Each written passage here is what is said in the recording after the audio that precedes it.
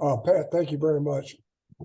Well, it's an honor for me to get to maybe talk one more time. When I retired, I decided I wasn't going to do any more clinics. I'm just going to stay home with the wife and take care of my dog and go play some golf. But I did 2 clinics back at first of the year and said that was going to be the last. And then, of course, Pat called, and of course, USA Track and Field. I think that's an important thing.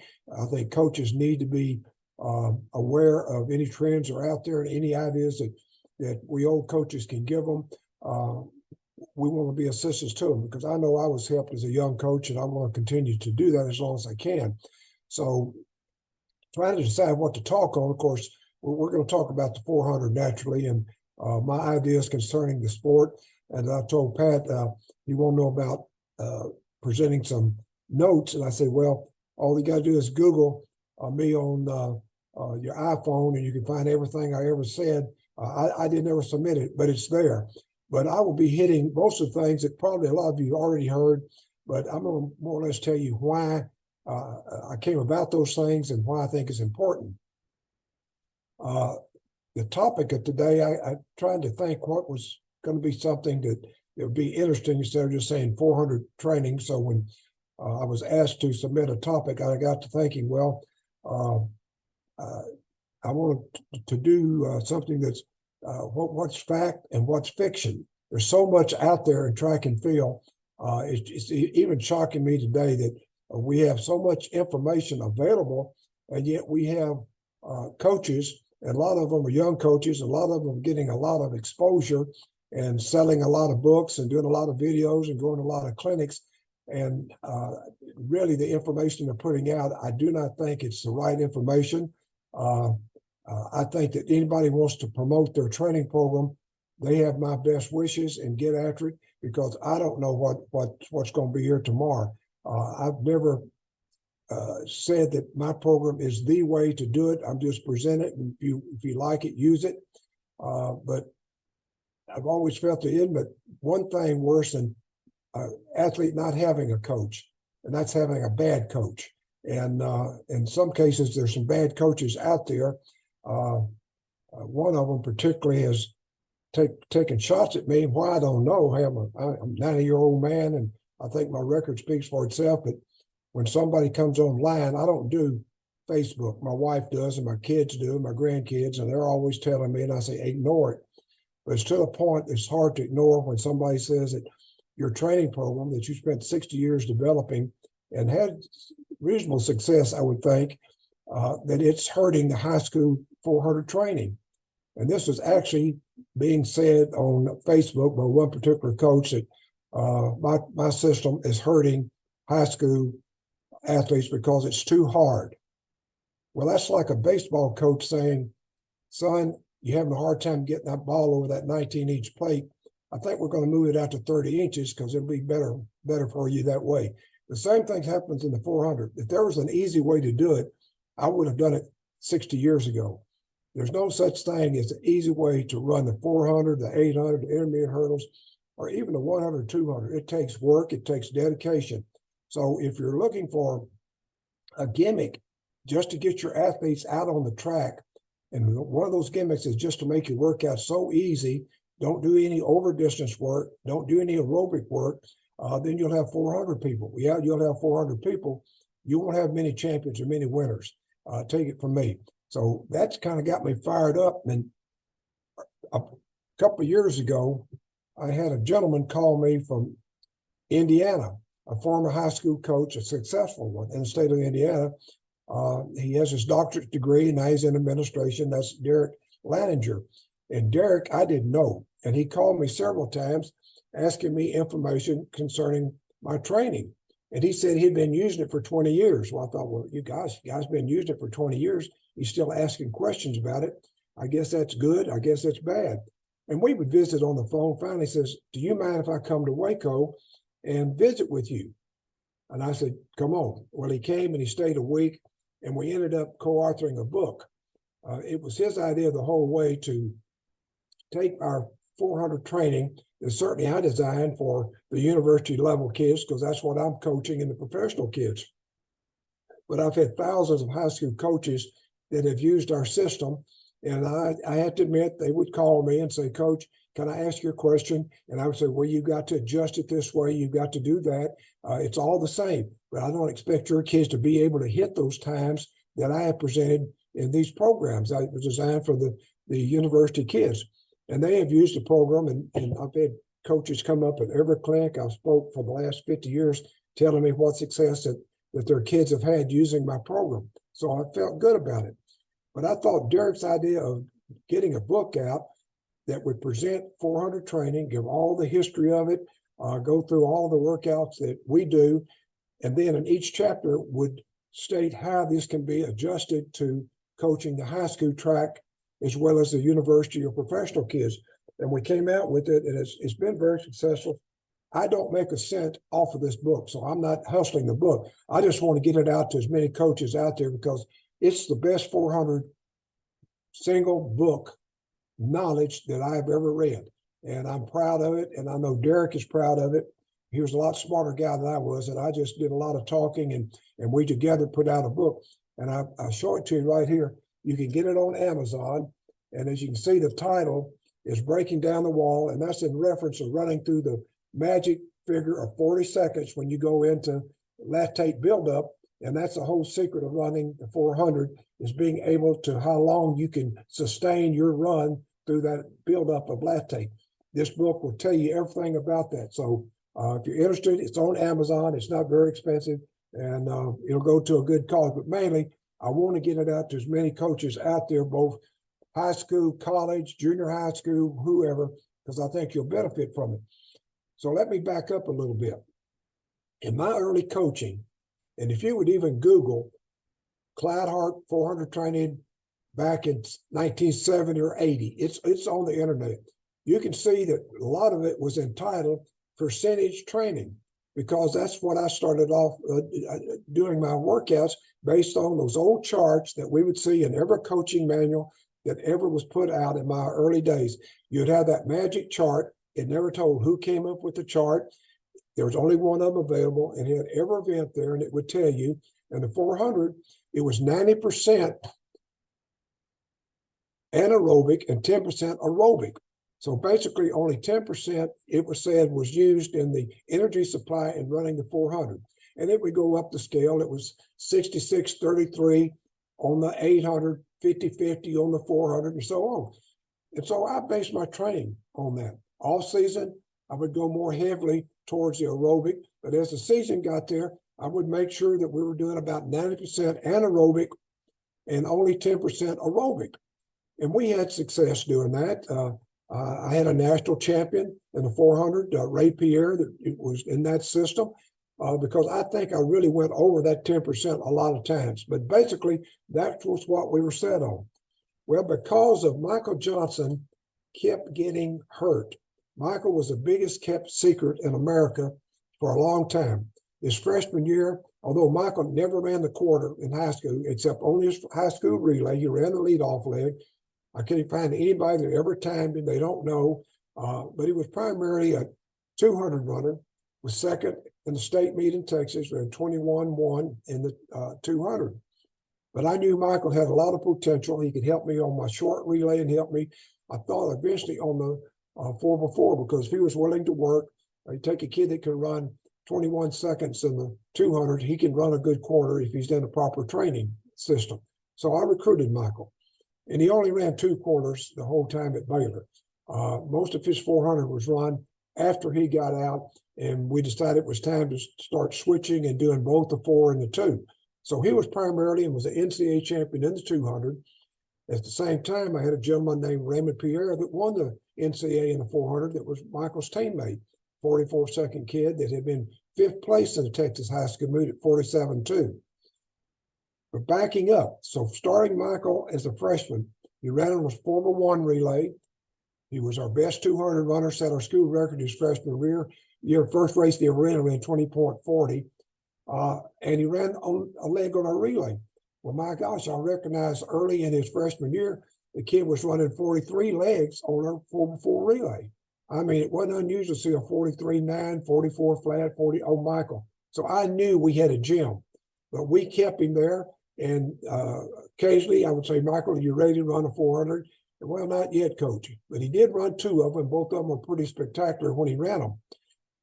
Now, his senior year, freshman, sophomore, junior year, he was running in the 19s and the 200. He was running fast relay legs in the 400, but we could never get to the national meet. He would either have a hamstring pull, a quad pull, except he did break a FEMA in the NCAA meet in the 200, and that wasn't due to anything other than he got a stress fracture that came into a regular crack. But we couldn't ever get him to the big meets. So we had a meeting before his senior year.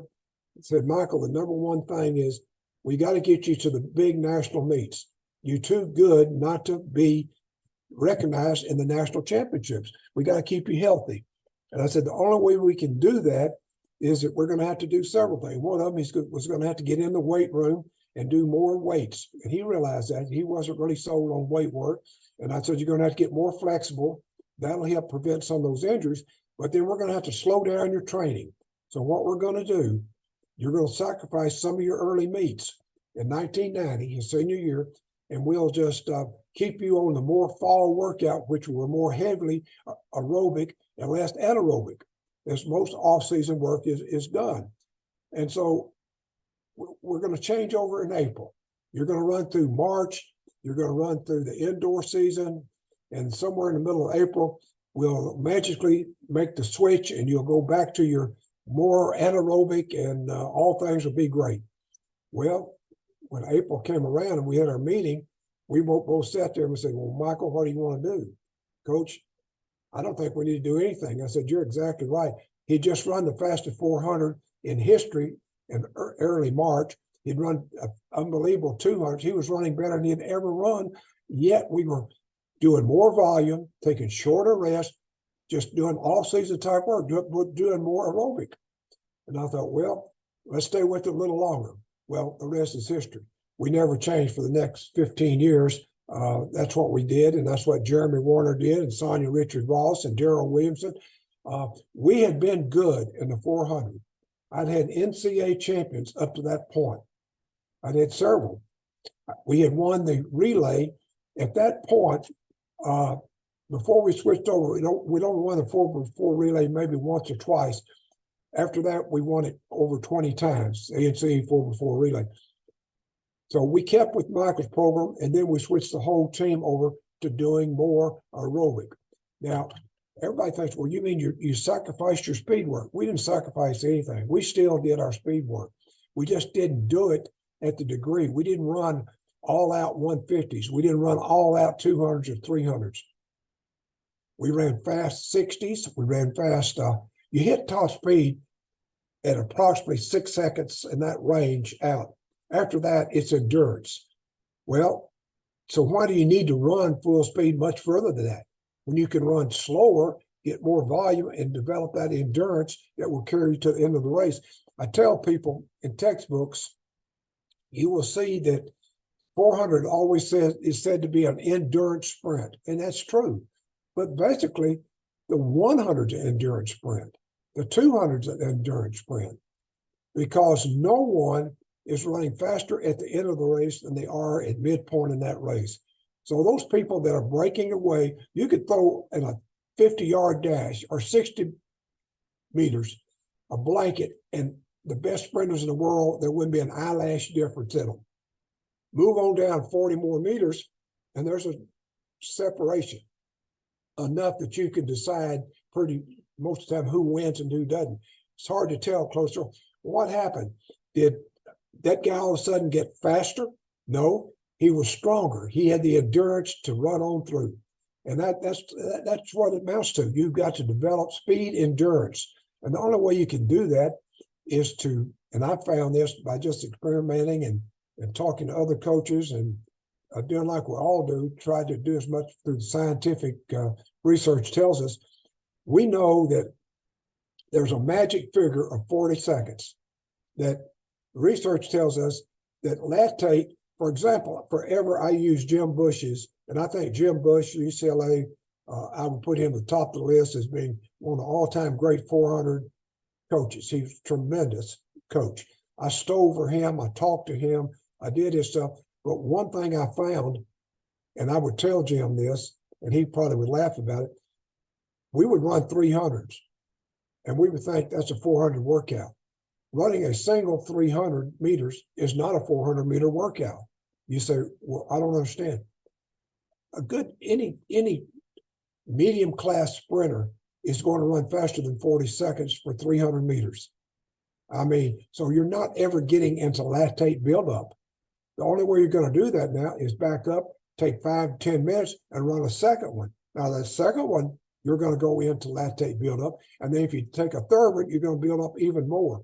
And that's what the body has got to be trained to do, is run through the lactate wall. It's got to learn to break through that 40-second barrier.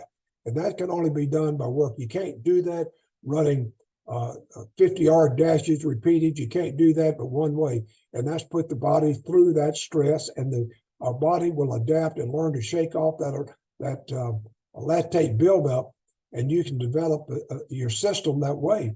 So basically, we did that training to protect Michael, to keep him healthy, but the byproduct turned out to be better than the product that kept him healthy. Yes, it will do that. Certainly, if you're going to run 6 226, taking 2 minutes rest, as opposed to 3 200s and running them in 22 seconds or 21, taking 10, 15 minutes rest, you're going to be a lot safer on those 6, and you're going to get twice as much work in, and it's going to accomplish a lot more as far as building up the speed endurance.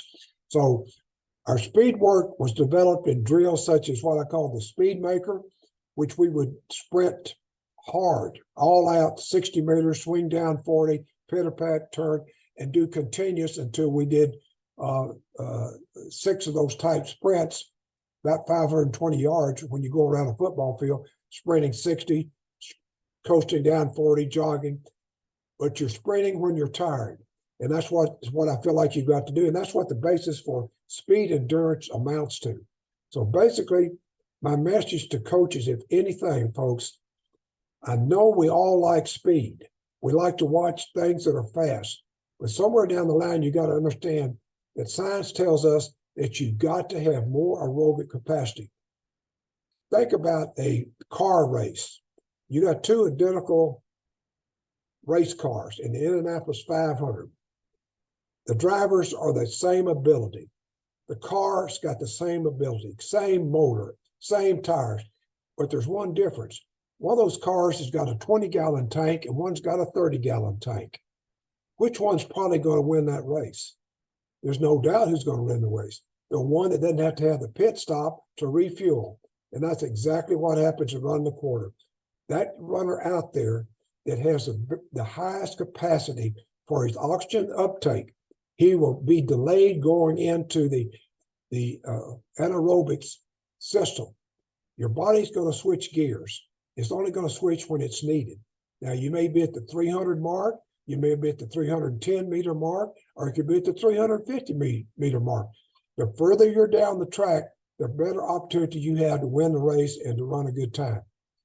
So basically, the biggest enemy probably for quarter milers out there, you get a young man that has success going out really fast. He runs a PR. He runs great. Well, then the next 5 or 6 times he runs, he doesn't have that success. He falters at the end. Well, what happens? He got away with it one time. I used to tell our kids, you can't fool Mother Nature. It's going to happen. Do what the percentages tell you. And that's, you got to know your pace throughout your race. So I've never been, and that's a big word, I've never been at the finish of a 400 race. I'm at the 200 mark. The Olympics, World Championships, high school years, I coached 6 years at Little Rock Central High School. We won state every year that I coached, set every state record in every event except one, and we tied it. But the thing about it, at the 200, I usually know what the finish is going to be by knowing my runner and knowing what they come through the 200 in. As I tell our kids, you don't see a bench or a chair over there. If you go out too hard and too fast, there's nowhere to sit down and rest. It's already determined what's going to happen. Yet if you go out too slow, you still got a chance to make it up in the third 100. But ideally is that you hit as near to your race pace as possible. And that's important to understand how you do that. And it takes knowing your athlete. Another fiction and fact is this. Trust me on this. I don't think, because of my age and number of years coaching 60, I don't think there's anybody alive today that has ever timed as many 200s at world-class races than I have, both men and women. I can tell you pretty well what the average is going to be for a great time in the 400. And it will shock people. In the men's 400, the ideal time, provided you're not running into a big win, or if you don't have a big win with you in the backstretch, and those things need to be calculated when you talk to your runner before a race, what the conditions are, because you have to adjust what you want them to come through the 200. You're stupid to have them come through the same time with the conditions varying with running into a 15-mile win or running with a 15-hour win on the backstretch is going to change a lot of things, or finishing into it. But for the men's 400, if you want to run in the 44s, 45, 43s, it doesn't matter, 21 seconds is the ideal, to me, perfect pace. Michael Johnson set the world record at 21.1. Now, if anybody in the world at that time, with him running a 1932 200, you could say, well, man, he could run 20.3, 20.4. No, he couldn't. We tried it. You look good for 300, but you don't fool Mother Nature. There's something still in there that you cannot do it. In that race, when Michael ran 21 flat for the world record, or 21.1, he ran 21 flat in the semis, and he was on pace in to break 43. If he had finished that race in Seville in the semis, he literally looked back 3 times on the straightaway, jogged in, and ran 43 something. That was the race to break the world record. But he wanted to break it in the finals and made me wait 2 days to see that happen. But he was 21 flat in that race, and his 300 was like 3/10 faster. In the finals, he ran 21.1. But he was in about 5th place. All those people were going to beat him by outrunning him through the 200. That's ludicrous. They were all 20 point, 20.8, 20.9, and so on. And there's a reason in that race that nobody ran 44. Michael runs 43.18, and nobody runs 44. He wins by the largest margin in history. Why didn't those guys break 44? They went out too fast. If they had run sensibly, they'd have run probably 21.3, 21.4, hung in there. They'd all probably run PRs in the 44, but they didn't do it. And the same thing's true on the women's side. It's amazing. The best quarters that I've seen run in the women have been run where they've been more at 23 flat than at 22 flat. When Sanya won the Olympics 2012, the 2 Russian girls, if you go back and look at it, they had run some unbelievable time in the Russian trials. And they had come through, I looked it up, they had come through in 22.4, 22.4, 5 in that range. And I told Sanya, and they came in with faster times than Sanya at the Olympics. And I said, Sanya, probably only one of those girls don't get in the finals. And I was right. Only one of them made the finals. And I said, now, Sanya, she's going to be outside of you. You're going to be inside of her. Let her go. She's going to come back because she's going to come through in about 22.5. And I want you at 23, 23.2 or 3, somewhere in that range. And sure enough, that's the way it played out. Sanya hit hers. The Russian was out there that she just faded, did not get a medal. So why it is, I don't know. But I'm telling you that allows for about a 2-second differential. So if a young lady runs a 23 flat and you put a 25 with it, that's 48 flat. The American record is 48.6. It's helped Sanya, 48.7, I believe. Helped Sanya. So you got a better shot making it at that. You got to learn to finish and not worry about getting any lower on the front side. Same thing on the guy. A guy runs 21 flat. You add 23 to it. That's 44 flat right there. It's not the front that you got to worry about. It's working on the finish, getting stronger, because that's plenty fast going through there. So that's a fallacy that oftentimes when kids run 400s, in fact, every kid that I've had run the 400, men or women, their 200 has always been a PR. They've always dropped down and run faster 200s than they had. And people say, well, we didn't know you did that much speed work. Well, how's Michael Johnson? His first world record was in the 200, not the 400. Jeremy ran right at 20 flat. Sanya made the Olympics in both the 400 and the 200. So they all, because they're stronger, they had that speed endurance, and but we do speed work virtually every day. We do speed work, and that's another fallacy on training. Our workout, if I had to break it down, I would say we're out there 1 hour, give or take 10 minutes. And that's the truth.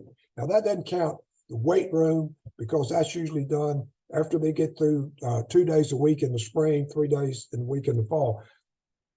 Our warm-up usually is around 30 minutes. Our workout usually will not exceed 15. The maximum workout I would ever have is 20 minutes. And yet we have somebody saying the workout's too tough. Well, what they're saying, our warm-up's too tough. Our cool down is 15 minutes. So that adds up to about an hour. So basically, I tell a kid, I want a good warm-up, because during that warm-up, we're going to warm up, loosen up, stretch, do drills. We're going to do flexibility. We're going to do some speed runs. And that is another thing. We don't count that in part of the workout. That's part of the warm-up. Coaches will say, well, we don't want to do that much in warm-up, because they would be too tired when they get into our training session. I want them to be their legs fresh. Well, let me tell you something. They're going to run faster than they've ever run. They're going to feel better in workout if you will give them some fast running in their warm-up. So our speed work, again, I say, usually is done in our warm-up. I'll give you an example.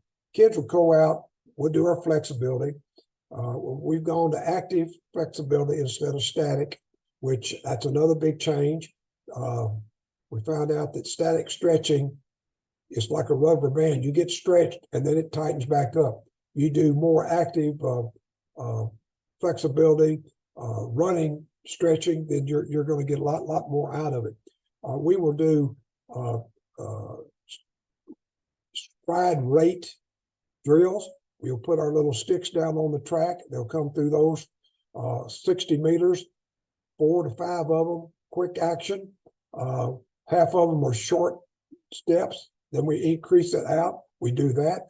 Then we will close up with something like this. Example, we will do a 20-80, I call it. I will put out on the track cone every 20 meters round. We'll use outside and inside lane. They start on the outside. They'll sprint hard for 20 meters. Then I say, you can walk down to the end, to the 80, or you can jog it, whatever you want to do. It's up to you. But when you get there, you're going to turn and start down the other side. I'll have a cone probably 10 yards up that they'll make a little turn around it and come down the other side. And now they sprint 40. And they swing down to the 80. Make a turn, they come back and sprint a 60. Now they only got 20 yards to really rest. Then they come back on the last one, they'll sprint the 80. So it's 20, 40, 60, 80, but it's a hard sprint, and the rest depends on the walk or jog to get in there. Or we do what we call a 1 minute drill. I'll put the cone out at 100 meters, start to finish. I put one at 25 meters and I put one at 50 meters. Again, they're on lanes 4 or 5 apart. We're going to use both sides of the track. They will sprint they jog 25 meters. Then they'll pick up and sprint up to the 50. And then they'll go ahead and sprint on to the 100. But they never stop. Then they put pat around, other side, they'll jog easy for 25. They'll pick up till they hit full speed at the 50. Then they'll carry it on through 50 to the other side. All these drills are in that book I'm talking about. What I'm doing is making them sprint when they're tired. Then I say, guys, get you some water, stretch some more, and I want you to have 15 to 20 minutes rest. Now, their body is going to say, gosh, if we'd have started cold, I'd have had a hard time with this, but you're not going to fool me because I'm going to exert some adrenaline and some endorphin, and it's going to make this workout a lot easier. And it works. Unbelievable, because the body is aware, hey, you ran hard and I wasn't ready. I'm going to be ready this next time, and your workouts will be so much easier if you will do that. So you can see our warm-up encompasses a lot, but the kids yet don't think they're doing it because they're not in the workout yet. Now, guys, take your rest. Now, here's the workout today. You got 6 200s. You're going to do them in 26. You got 2 minutes rest. Or you've got 2 450s. You got 10 minutes rest between them. I'm timing the 400. You carried on through 50 more meters. Somebody said, you mean that's the furthest? Of course, in the fall, they have started with 1,000 meters, 2 of them. Then it was 900, then 800, 700, 600. We dropped down. The time we hit the track, they're at 600 meters. Time we're starting our first early meets, they're at 450. They never run further than 450. And someone says, I can't believe those quarter miles are not running any further than 450. And I said, well, now, you know, most time they're going to run 2 of them. They get 10 minutes rest, and I'm going to tell them what's come through the quarter, and I'm going to time the 450, just see what they're finishing. But that's not the critical thing. It's the quarter. So they start off in the fall coming through those 800s in maybe 62 seconds. Now they're down here, and they're coming through in 50 seconds on their quarter, working on down to 49, 48.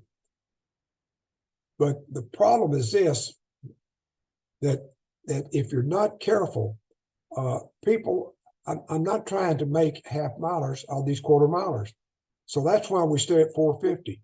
If not, I'd have stayed at 600s or somewhere. And we used to do 600 years ago a lot. But right now, a quarter milers, 450. And they say, well, is that enough? And I will counter back and say, well, Coach, how far do you see that quarter miler go after he finishes the race? Maybe 1 yard, 2 yards before he's grabbing his knees or kneeling down on the track. So that's about 48 meters longer than he ever is going to really need. So I'm interested in getting through the quarter. If I have them go further than that, they're going to sacrifice coming through the quarter. They're going to have to come through that slower. I'm after quarter miler. So before a big meet, we drop down and just run 1 of those instead of 2. But they're expected to come through the quarter a little bit faster. That's just 1 day a week. With 200s are 1 day a week, the 400. Usually in setting up our training workout. And I will say this to coaches, when they Google my stuff, it's kind of like the old football saying. I had to coach football in high school. I remember something, one of them was, it's not the X's and the O's, it's the Jimmys and the Joes that make the difference. And the same thing is workout. It's not the 200s, the 400, it's how you're doing them. It's what's your philosophy. What are you trying to accomplish? As long as you feel like you're building their aerobic capacity to the level you need to have, because it's going to be more than what you probably think they need. So basically what the quarter milers have today is what our half milers did when I first started coaching. And we had a tip off that maybe something was wrong. Does anybody remember who won the 1984 Olympics? Montreal? No, I'm sorry, it's 1976, I guess it was. Montreal. Juan Torreno, Cuban. He wins 800, comes back and just walks through the 400. And everybody said, well, that's a fluke. No, it wasn't a fluke. He's telling us, guys, I got a lot of aerobic capacity. You guys just touring around, you run this your little shorts up. I've got some endurance. but we ignored it, and no one really thought about it. Yet we had some great quarter milers, if people will recall, that ran indoors, and they would run some spectacular 500s and 600s. Everybody think, well, that's unusual. Why are they doing that? Well, those guys were half milers. They never dropped down any lower than that. And I promise you, they probably would have been dominating the 400 instead of the guys that were dominating the 400, because the secret of the aerobic was already out there. We just hadn't realized that it was that valuable. And I hit it by accident. Trying to keep Michael Johnson healthy, I found out he was running better than ever off of that. There had to be a reason. And sure enough, there was a reason that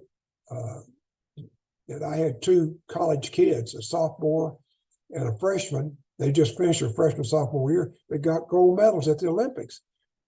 Everyone said Jeremy Wariner did something I don't think will ever be topped, because Sports Illustrated even didn't pick him to win, although he'd won the Olympic trials, because he's going to be burned out from running all that college racing and going through the Olympic trials. And if you recall, we had just put in regionals. So Jeremy was running the Formula One relay, running the 400, occasionally running the 200, always ran on the 4x4 relay. Darrell Williamson the same way, same deal. They go through our conference meet, prelims. Then they got to go to the regional, run through prelims and all that stuff. Then they got to go to the NCAA, run prelims and all that stuff.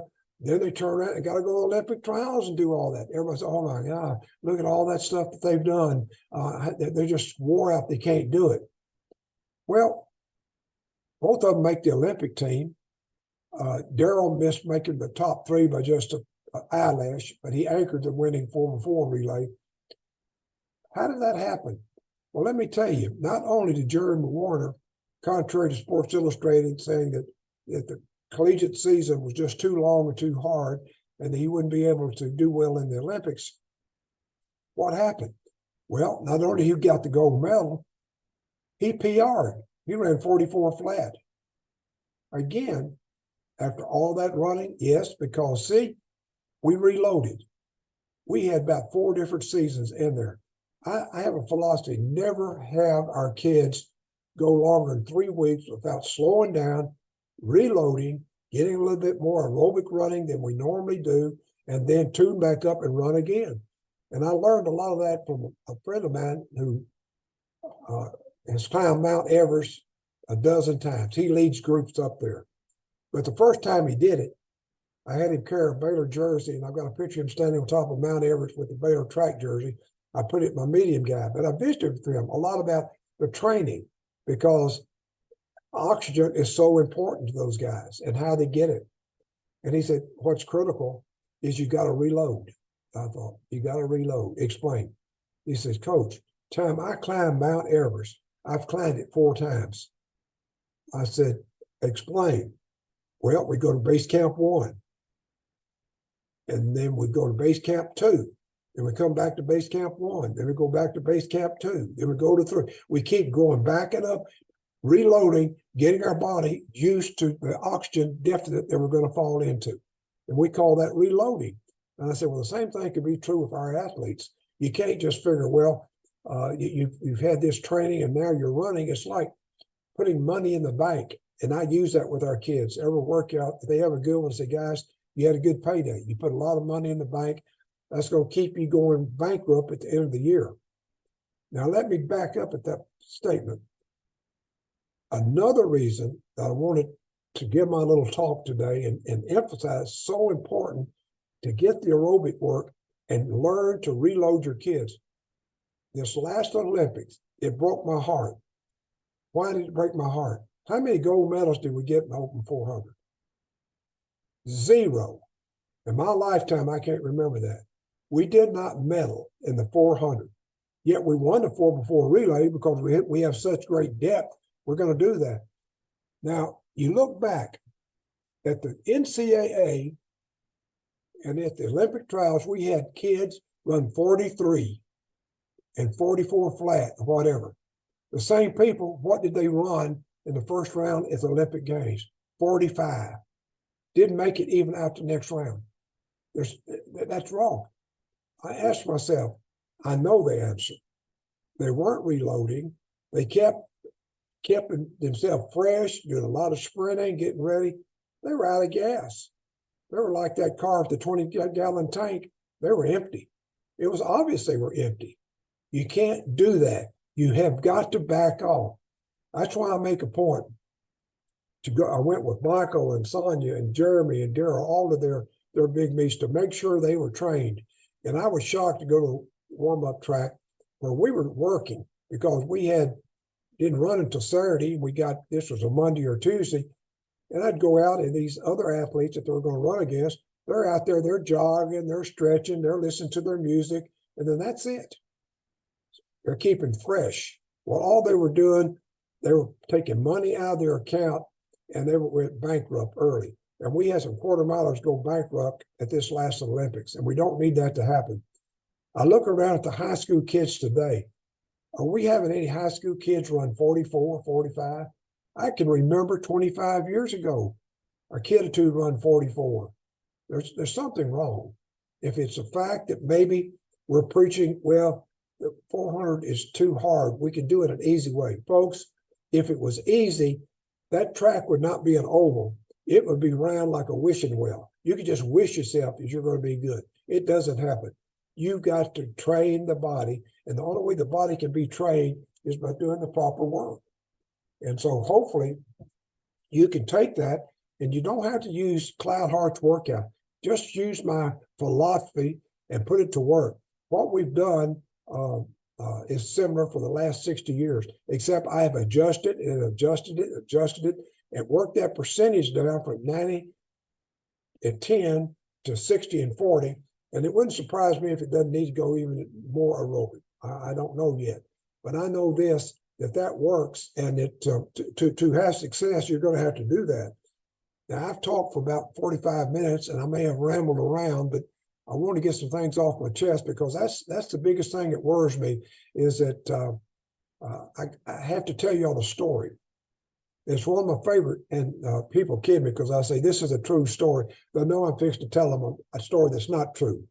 It's a funny story, but this one is true. There was a high school baseball coach, a very well-known one, that was invited to the National Baseball Association's big clinic to speak.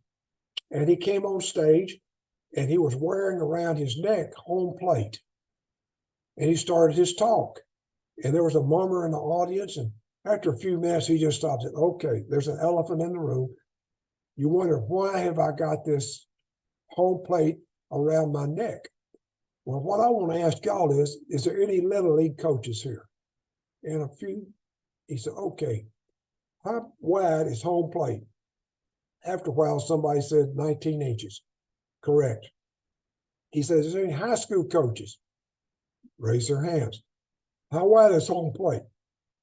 And they thought, and said, well, it's still 19 inches. Got any college coaches? Same deal. How wide? Well, it's still 19 inches. Professional. Do we have any professional people there? Yeah. How wide is home plate in the big leagues? Well, it's still 19 inches. So let me ask you this. If that major league pitcher, he's making $1 million a game, but he can't get his fastball over that plate, is he just going to go and say, guys, we need to widen that plate, or he's going to get his tail salary cut, or is he going to go to work? The same thing is true, that today we widen the plate way too much. And that's what some people are doing with the 400. Trust me, there's two ways to build aerobic. You can do either one. You can send that kid out on a 10-mile run, and that'll build his aerobic capacity. But I don't think he's going to like that. And I'm not going to like watching him and following him in a car and keeping him safe. You can do it on the track. You can do the workouts that I have given you, and it will build the aerobic capacity. But you're going to have to do some off-season work. It usually takes 6 to 8 weeks to build up your oxygen deficit, to get it up to your VO2 volume up. It's a matter of then maintaining it to keep it at a level that you can live with. And that's why it's important to have the build-up period. If you're in a weight room and you're bench pressing 300 pounds and you get sick and you're out for 2 or 3 weeks, you come back in and you test out And you say, wow, what's happening? I can barely get 200 pounds. That's right. You've lost strength. If you take 2 to 3 weeks, you can build that up. So what happens? They haven't reloaded. So that's why that when you go for 3 weeks and you've neglected the aerobic capacity, you've been racing a lot, you've been getting some of it in practice, but with 3 days of practice instead of 5, you can't do it. So we take off and we have a week that we do more of everything. And we call that reloading. And that's why Jeremy Wariner could run 44 flat. That's why Michael Johnson stayed his world record at the world championship. Nearly all of my fast times for my kids have been at the end of the year. And that in itself ought to tell you something that's going on. Anybody can peak early, but I don't have the word peak in my vocabulary, though I just used it. I believe that to peak is to penalize your kid. Peak, you hold a kid back. Why are you doing that? Well, I don't even want to peak too early. Why not? You hold him back by your training. You hold him back by reloading and then let him go. So now I've left some time here, about maybe 10 to 15 minutes, and there may be a question or two, may not, but there is. I welcome it. That was great, Coach. What do you do in the weight room with your athletes?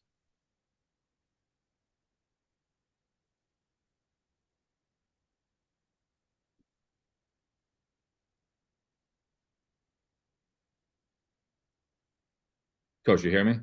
I got you. All right, sorry. What do you do in the weight room with your athletes? Well, our weight room, I'll be honest, I got spoiled. I used to handle that all myself.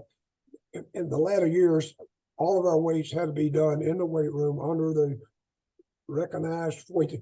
We start off with, of course, doing the Olympic lifts, and then we break up groups. The quarter milers, I always wanted them to do, and Michael Johnson's one got me into the core. The stomach is very important. That the core muscles there, the half squats, 3/4 squats, bench press, standard weight lifting. I leave it up to our people. I go in, or did go in and check on them. But of course, the shot putters and javelin throwers and disc, they're doing a different workout than the speed people are doing. The speed people are going to be doing more power, more explosive type lifting. But I do want the kids to concentrate really on their core, because that's their lifting muscles. And were you doing plyometrics too with your athletes? Do what? Were you doing plyometrics with your 400 runners? Plyometrics? Let me tell you about plyometrics. Don Chu, who came up with that, I knew Don in the very beginning, and I knew him before he wrote his book. And I said, Don, when you get your book written, send me an autographed copy. And he did. And man, I immediately built me those boxes. I did all of that stuff. I did the platform. I did all that. Well, it's kind of like the pyramids in Egypt. They're probably still standing around somewhere, getting old. I was already doing that stuff. I called it, what did I call it? Event work. I copied off the Russians. We were running stadium steps, carrying a barbell. We were jumping over benches. We were jumping over hurdles. We were doing it already. We weren't doing the boxes. The boxes seemed to have irritated. And the first time Michael Johnson said, Coach, that's hurting my knees, those boxes went back in the storeroom. And so I said, we'll continue to do the low benches, and we'll do some hill running. And that's another fiction and facts. Let's talk short about hill running. Do you want to run uphill or downhill? There was a fad that went on for a while about, if we can make the legs turn over faster, they're going to run faster. And there were even people towing kids. We had some people towing kids behind their cars. Kids fell, got injured. It's unbelievable what went on with the towing deal. I had kids running downhill, and I had kids running up the same hill. And then I finally ran, you'd be surprised what science will tell us if we just take time to read it. Research finally came up and said, there is no evidence that supports that the legs going faster because you run downhill and your turnover is so great. or you get on a speed bike and do that, or you get towed, that you're going to run any faster when you go on the flat ground. There's no evidence of that to support it. And I thought, well, if that's the case, I know there's evidence to support if you run up that same hill, because now you're using your arms, you're driving your legs, and you're getting some technique. And sure enough, I read up and said, yeah, running uphill is better. So run uphill, not downhill. There's nothing wrong with running downhill. You just take a chance of getting the kid hurt. And it's really not there's so many drills out there. I have to laugh. I see people do drills and they don't correlate to anything. Doing the karaoke or doing something, it just looks pretty. I remember Gwen Torrance, the Olympic gold medal lady. She was in the same agent as Michael had, and Michael was doing what I'll call the old standard 4, the high knee lifts, the butt kick, the backward run, those drills. And here she was doing all this fancy stuff, the karaoke and doing, I mean, it was fancy. And one day she came up and said, Michael, that is the ugliest drills I've ever seen. And Michael said, yeah, but I got those gold medals started and you ain't got one yet. And that's the last we heard of that. Tough to argue. I have a question, if I could ask that. I have 2 athletes. It might be too difficult for an answer because you don't know them, but one fellow is very successful in his age class. He's a 100, 200, 400, mostly the 2 and the 4, showing a lot of success. The other young man is the other direction. He's at 1500 success, 800. He has a lot of success, but he is quick and he's showing real promise in the 400. I'd like those 2 to train together. They don't train together. And I wonder what kind of workout would be. That's a good question, and I should have hit on that earlier. Every kid that I ever coached, I classify them early on. They're A, B, C. For the 400, the A, that's a 200, 400 type. B is a 400, 800 type. The C is a rarity.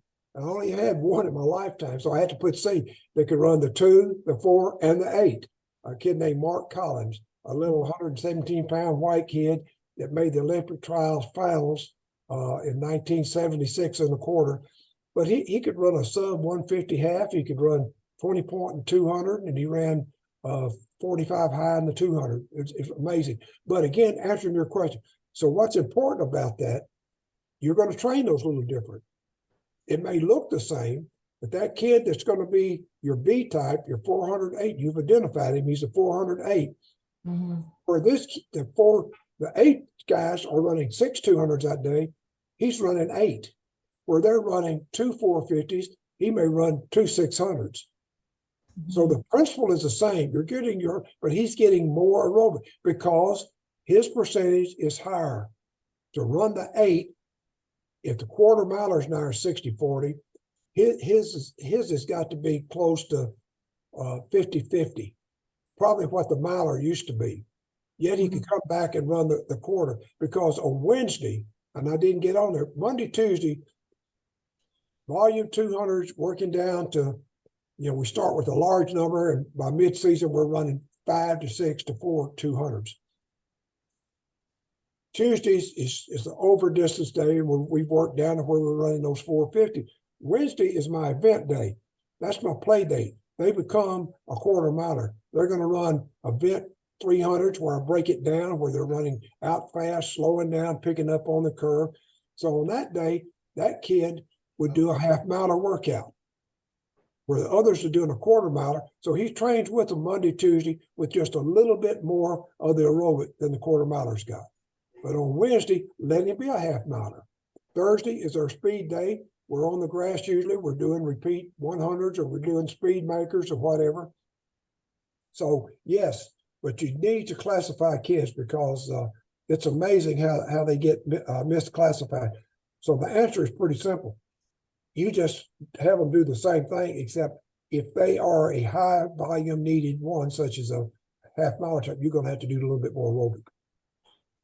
Okay, thank you. I had a kid named Terrell Davis, ended up having run He ran 1:44.9 at the NCAA and got third. He came in, he was in the high school state meet in Texas in the 800 and the mile. So when he came in, I recruited him, of course. I put him with the cross-country kids. Our cross-country coach says, Coach, he just stays at the back. He hates it. He can't do it. I said, well, a lot of them don't. I said, yeah, but he's just different. He just seems like he's tying up. So I said, well, send him to me. So I just put him in with the half milers that were on the track and whatever. We'll make a long story short. In the spring, we run a half a dozen relays, those early meets. I have the weight guys running the 4x4, just fun. And he was on the fourth team, the distance runners had a relay. And a manager timed that group, and we were looking at splits. And I looked down, they had Terrell Davis, and he ran 49 flat. I said, you got that all wrong. Terrell Davis, he's the coach. I timed him, he ran 49. I said, okay, next week I'm going to time him. We'll move him up to the C team, a little bit more speed, see what he do. Well, he did that one. Was competition, he hit 48. Well, I said, I've misclassified this kid. He's a 4.8, not an 8.15 guy. Well, the long story short, he became a regular member of our 4x4 that won the national championship, ran 45 and ran 1:44.5. Totally because high school he had been misplaced. He ran the 8 and the 15. No telling what he could have done in the 4 and the 8 in high school. But it happens, you know. I'm not blaming that high school coach. You just they fall through the cracks. So you got to find that out, and you can do that by putting kids on relays and let them run. And I've had some strange things happen with kids that I didn't think could run, but put a stick in their hands different than put them in the starting blocks in the corner. Okay. Okay, ma'am. Thank you. Thank you. Now, who are you, by the way? Me? Yeah. I'm a coach out of Canada. London Legion is our club. I coached high school for most of my career, all of my career, really. High school. Where do you coach? I coach hurdles and sprints, and I Whereabouts? have some pretty talented quarter milers, and I've learned a great deal from you. I'm going to look at that aerobic part for, yeah, for You'll my enjoy oldest. that book. It's a very interesting book. It's gonna. I don't promote anything, and that's the only one. And like I say, I don't get a cent, but it's just a good 400 book. It tells all the history, it tells where it came from. It shows the charts. It shows the 4 new charts that they're verified, though we were already doing it. It took 4 clinical researching over the years to come up with the same thing that we were doing. And I told somebody once, well, it was pretty obvious because our kids were setting the world record and winning. We won gold medals in 6 straight Olympics. I had a gold medal winner. Well, you've had a tremendous career. I've read some of your articles that were given to me by Brent McFarlane. I don't know if you remember Brent McFarlane. I do. Yes, and he gave me a lot of things before he passed away. Are you Canadian? I was reading your articles in your 400 training. Yeah. Okay, so, great.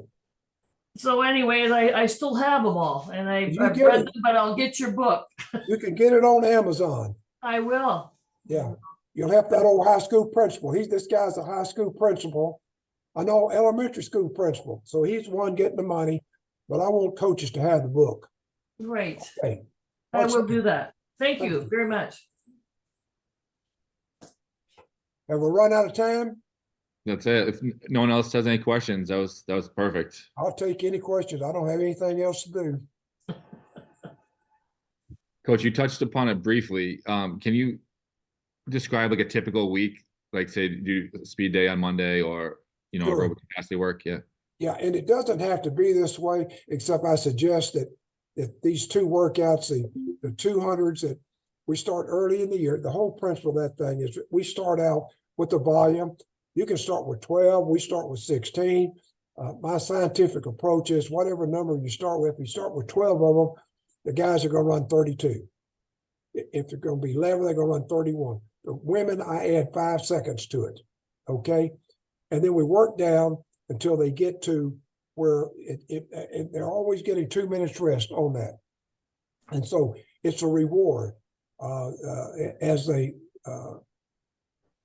run faster, they run less. And so that's the old Pavlov, feed the dog. If he does a good trick theory, we do that. I do that in everything. Same thing on Tuesdays.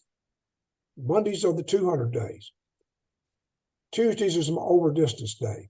200, by the way, to me, that helps to replenish the phosphate stores that are used in the 200, because that running and short rest running, I think, helps that. Tuesday is my over distance, and that started in the fall out on the intramural field. I had cones at every 100 meters. They run 2 by 1,000. I don't care what time they run 1,000 is. I don't want them loafing, but I'm timing the 400 mark.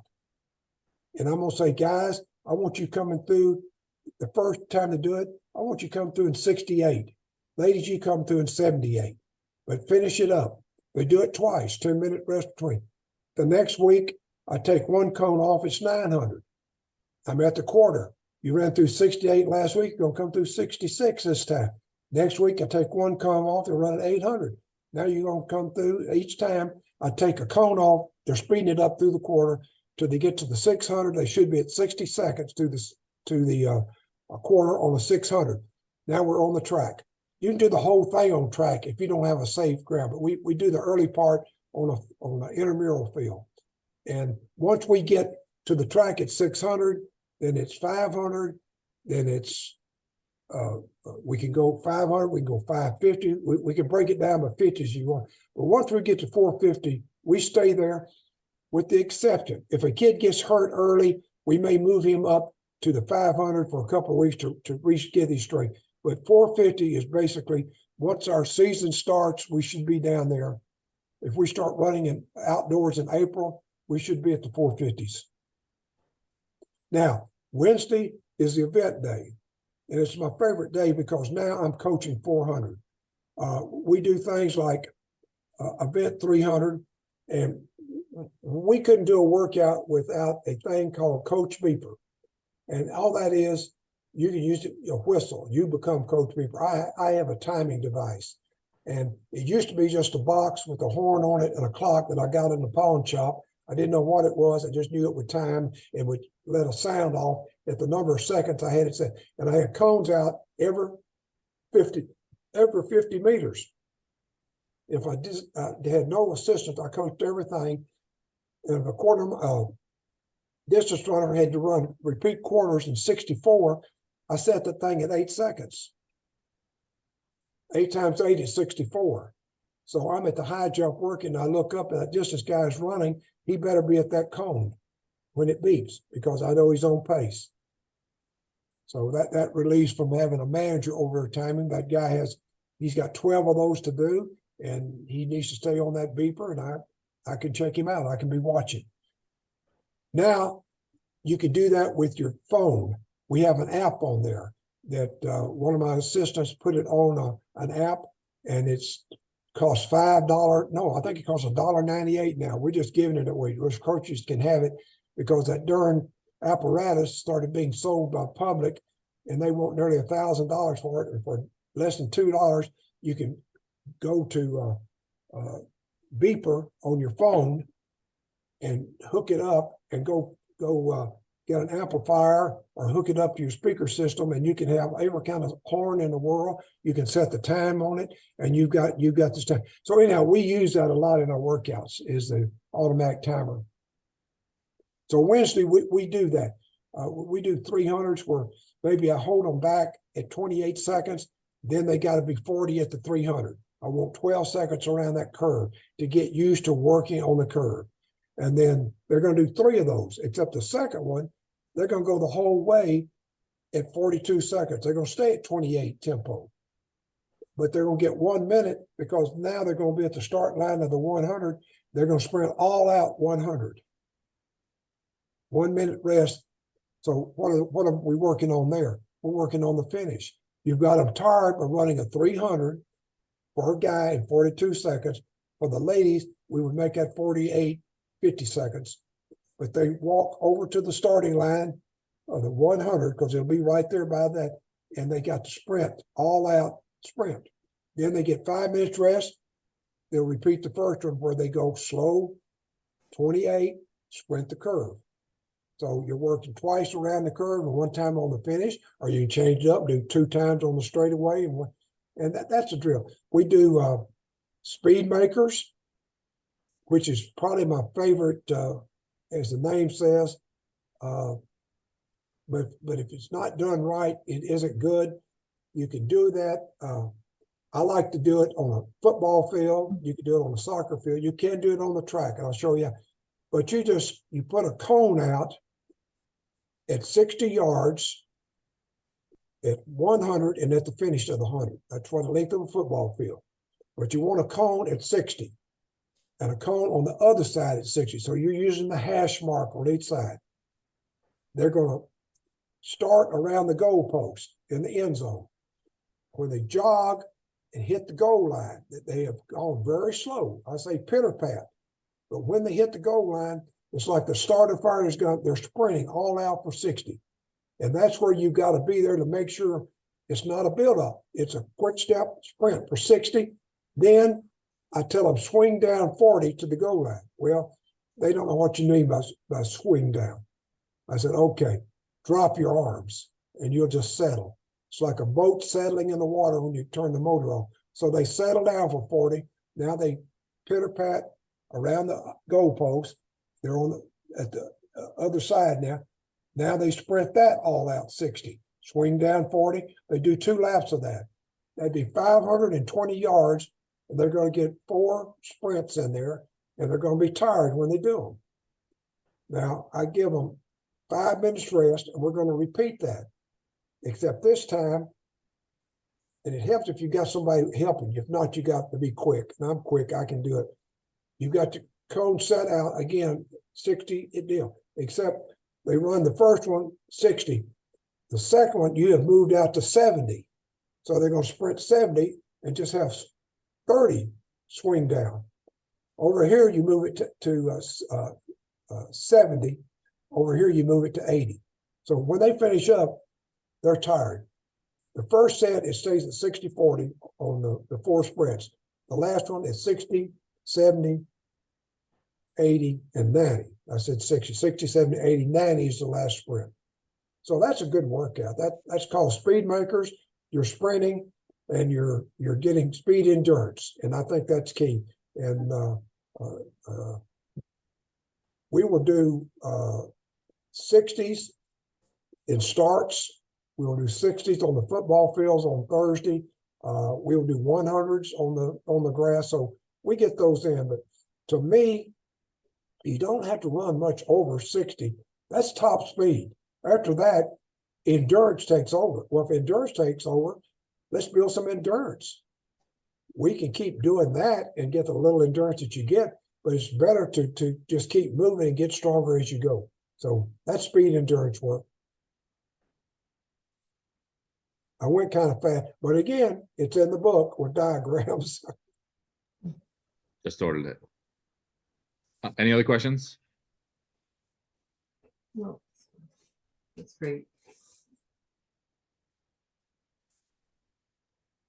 think that's it, Coach.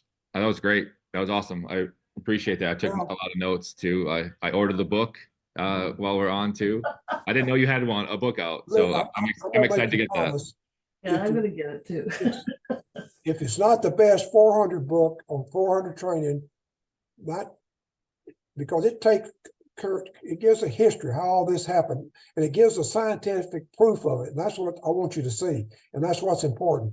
But it's got all the workouts, it's got the training drills, and explains why we do it, and that's what's important to coaches is the why. And I appreciate if we had anybody listening that they got anything out of it. I enjoyed doing it, and good luck to y'all.